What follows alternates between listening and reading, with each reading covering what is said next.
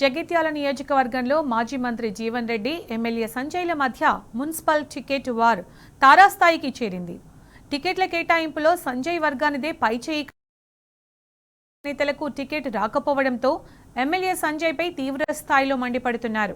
సంజయ్ వర్గాన్ని ఓడించి తీరుతామని హెచ్చరిస్తున్నారు జీవన్ రెడ్డి వర్గీయులు. జీవన్ రెడ్డి ఇంటి వద్దకు చేరుకున్న ఆశావహులు కార్యకర్తలతో ఆయన నివాసం వద్ద ఉద్రిక్త వాతావరణం నెలకొంది. ఇదే అంశంపై మరింత సమాచారాన్ని మా జగిత్యాల ప్రతినిధి సందీపురావు అందిస్తారు. జగిత్యాల మున్సిపాలిటీకి 50 సీట్లున్నాయి. ఇందులో ఇటు సంజయ్ కుమార్ పార్టీ మారిన విషయం తెలిసిందే. అయినా వర్గానికి 30 సీట్లు కేటాయించారు. జీవన్ రెడ్డికి కేవలం 20 సీట్లు మాత్రమే కేటాయించారు. మరి సంజయ్ ఎవరు, ఆయన ఏ పార్టీలో ఉన్నారు, ఏ పార్టీ నుంచి గెలిచారు అనేటువంటిది వీళ్ళ వాదన. ఈ క్రమంలో అనేక మంది పాత కాంగ్రెస్ కార్యకర్తలకు టికెట్ ఆశించినప్పటికీ కూడా వారికి టికెట్ రాలేదు. దీంతో వీరంతా కూడా ఇవాళ తీవ్ర ఆందోళనలో ఆగ్రహంతో ఉన్నారు. ఎమ్మెల్యే సంజయ్ పైన వాళ్ళంతా కూడా తీవ్ర స్థాయిలో మాట్లాడుతున్నారు. ఎందుకంటే గతంలో కౌన్సిలర్గా పోటీ చేసినటువంటి అభ్యర్థులు ఉన్నారు. అలాగే ఈసారి కూడా ఆశావాహులు అనేక మంది ఉన్నటువంటి సందర్భం. దీంతో ఇటు జీవన్ రెడ్డి మాజీ మంత్రి నివాసం వద్ద గత 40 ఏళ్లకు పైగా సుదీర్ఘ అనుభవం ఉన్నటువంటి నాయకుడు జీవన్ రెడ్డి సంజయ్ పైన పాత కాంగ్రెస్ నాయకులంతా కూడా తీవ్ర ఆగ్రహంతో ఉన్నారు. ఎందుకంటే తాము గతంలో గెలిచినటువంటి వాళ్ళము, మొన్న వచ్చినటువంటి సంజయ్కు టికెట్లు ఎలా వీళ్ళ వాదన. ఈ క్రమంలోనే మొత్తంగా ఇప్పటికే ఒకసారి నిరసన వ్యక్తం చేశారు. సంజయ్ ఎవరు అంటూ కూడా వీళ్ళు ఫైర్ అవుతున్నారు. మరి ఒకసారి మాట్లాడిద్దాం. అసలు ఏంటి, ఏం జరిగింది? సంజయ్ వర్గానికి టికెట్లు బాగా వచ్చినాయి అంటున్నారు కదా. ఇలా జగిత్యాల్ జిల్లా ఉత్తర తెలంగాణలోనే మాకు జరిగిన అన్యాయం. ఒక కాంగ్రెస్ పార్టీ మాజీ కౌన్సిలర్గా బాధపడుతున్నా. ఎందుకంటే ఒరిజినల్ కాంగ్రెస్ 10 సంవత్సరాలు 15 సంవత్సరాలు జెండా మోసినటువంటి కార్యకర్తలం. మాలాంటి కార్యకర్తలకు ఇవాళ జగిత్యాల పట్టణంలో అసలు మాకు బీఫామ్లు అసలు వాస్తవానికి 100% రావాల్సింది రాకపోవడం చాలా బాధాకరం. దీనికి కారణం ఏంటిది అని అంటే ఇలా స్థానికంగా ఉన్న ఎమ్మెల్యే గారే అని చెప్పక తప్పదు. ఎందుకంటే ఆయన బీఆర్ఎస్ పార్టీలో ఉన్నప్పుడు బీఫామ్లు బీఆర్ఎస్ నుంచి వెళ్ళి ఇప్పించుకొని కౌన్సిలర్గా పోటీ చేసిన గెలిచిన అభ్యర్థులు ఇప్పుడు మళ్ళీ కాంగ్రెస్ పార్టీ బీఫామ్లు వాళ్ళకు ఫైరోగా సిఫారసా ఏ విధంగా జరిగిందో తెలియదు. ఇది జగిత్యాల పట్టణ పరిస్థితి, ఎమ్మెల్యే గారి పరిస్థితి. ఇక ముఖ్యంగా మా నాయకులు కాంగ్రెస్ పార్టీకి సంబంధించిన పిసిసి అధ్యక్షులు గారు, జగిత్యాల పట్టణంగా నూతనంగా డిసిసి ప్రెసిడెంట్ గారు లేదు. మా మంత్రి గారు ఉత్తమ్ కుమార్ రెడ్డి ఉమ్మడి నిజామాబాద్ పార్లమెంటుకు ఇన్ఛార్జిగా ప్రకటించారు మొన్ననే. ఆయన ఏం చేస్తుండో అర్థమైతలేదు. అదేవిధంగా నటరాజన్ మీనాక్షి గారు, ఆమె వస్తే మేము అనుకున్నాం ఒక తల్లి ఒక అమ్మ వస్తుంది, మా కాంగ్రెస్ పార్టీ జెండా మోసిన కార్యకర్తలకు న్యాయం చేస్తుంది అమ్మ సాధారణ మనిషి. రైల్లో దిగి ఆటోలు ఎక్కి ఇలా మన గాంధీ భవన్ చేరుకున్నటువంటి గొప్ప ఆమె మనం అర్థం చేసుకుంటుంది. మా గుండెల బాధ ఉన్నది, గవర్నమెంట్ వచ్చింది, కాంగ్రెస్ పార్టీ కార్యకర్తలను తన కన్న బిడ్డలాగా చూసుకుంటుంది అని చెప్పి బాగా నమ్మకం ఉండే మాకు. మా గుండెలు వలిగే విధంగా ఇలా బీఫామ్లు ఆ లిస్టు ప్రకటన చేసుడు. మొన్నటిదాకా టీఆర్ఎస్ గవర్నమెంట్లు ఉన్నారు, టీఆర్ఎస్ కౌన్సిలర్గా పోటీ చేసిర్రు, గెలిచిర్రు. జీవన్ రెడ్డి సీనియర్ మంత్రి మాజీ మంత్రి జీవన్ రెడ్డి గారికి 20 సీట్లు ఇచ్చినట్టు కదా. మరి ఇప్పుడు దాదాపుగా గిన్ని సీట్లు, మాకు సీట్లు కాదు, ఇన్ని 20, 30, 10, 40, 50కి 50 రావాలని చెప్పి మా నాయకుని వాదన. అది కాంగ్రెస్ పార్టీ జెండా పట్టుకున్న వాళ్ళకి ఏమంటున్నాం, నాకేయు ఇంకోళ్ళకి వేరే పార్టీకి సంబంధించిన మనిషికి ఎట్లా ఇస్తారా మీరు టికెట్లు, ఏ విధంగా ఇస్తారు? తీసుకున్న వాళ్ళకు సిగ్గు ఉండాలి, ఇచ్చిన వాళ్ళకు సిగ్గు ఉండాలి. ఒకటి చిన్న మాట ఏంటంటే కాంగ్రెస్ పార్టీ కార్యకర్తను కాపాడుతుందా కాపాడతలేదా అనేటువంటి మీరే ఆలోచించుకోండి. జగిత్యాల పరిణామాలు ఏ విధంగా ఉన్నాయో మీరే అర్థం చేసుకోరు. ఇలా గిరిధర్ అని చెప్పి బొల్లారపు గిరిధర్ అని చెప్పి 14 వార్డుకు సంబంధించినటువంటి ఒక అభ్యర్థి స్వల్ప మెజారిటీతో మొన్న కేసీఆర్ గవర్నమెంట్లో 46, 50 ఓట్లతో ప్రత్యర్థి మీద ఓడిపోయిండు. గెలిచిన వ్యక్తి ఏ పార్టీకి వెళ్ళి గెలిచిండు? ఆయనే బీఆర్ఎస్ పార్టీకి వెళ్ళి గెలిచిండు. మళ్ళీ వాళ్ళ ఎవరికి ఇచ్చిరా టికెట్? కాంగ్రెస్ పార్టీ మాకు బీఫామ్ ఇయ్యాక ఎప్పుడు ఈయన ఓడిపోయినోడికి టికెట్ కావాలని మా నాయకుడు డిమాండ్ చేస్తే మళ్ళీ గెలిచిన వాళ్ళకు పోయి పట్టాం కట్టి గెలిచిన వాళ్ళకు మీరు బీఫామ్ ఇచ్చిర్రు. అది ఇంతవరకు కరెక్టు? అది పద్ధతేనా? అది గౌరవమేనా? అసలు ఏం జరుగుతుంది జగిత్యాల పట్టణంలో? నిరంకుశ పాలన. ఒక కార్యకర్తల బాధ అర్థం చేసుకొని పార్టీ అనే విధంగా జరుగుతుంది. చేశారు? ఏం జరిగింది?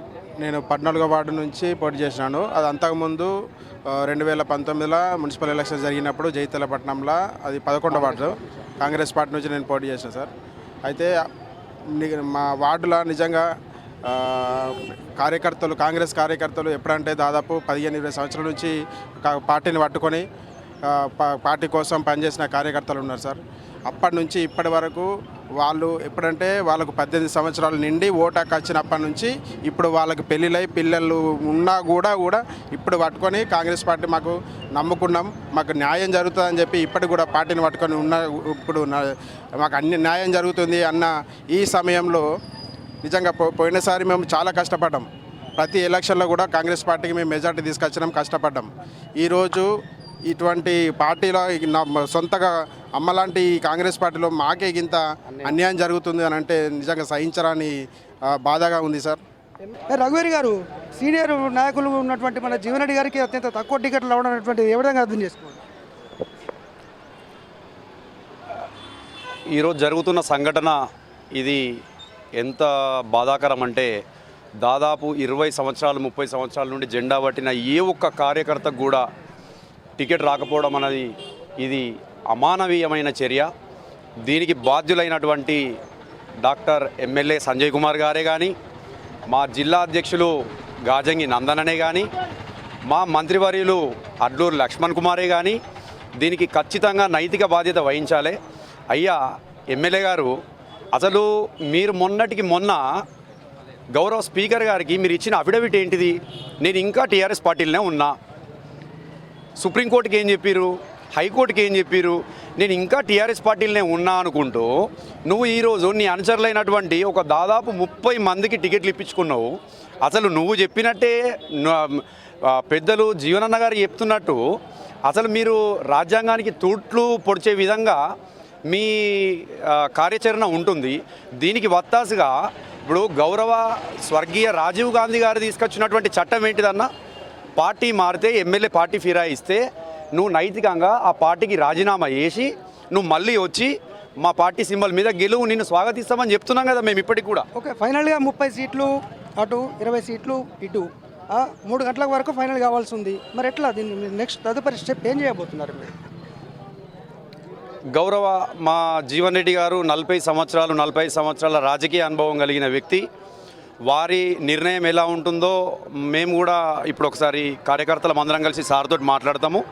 ఆ సమావేశం తదనంతరము మా కార్యాచరణ ఎలా ఉంటుందనేది మేము ఖచ్చితంగా మీడియా ముఖంగా ప్రకటిస్తాము.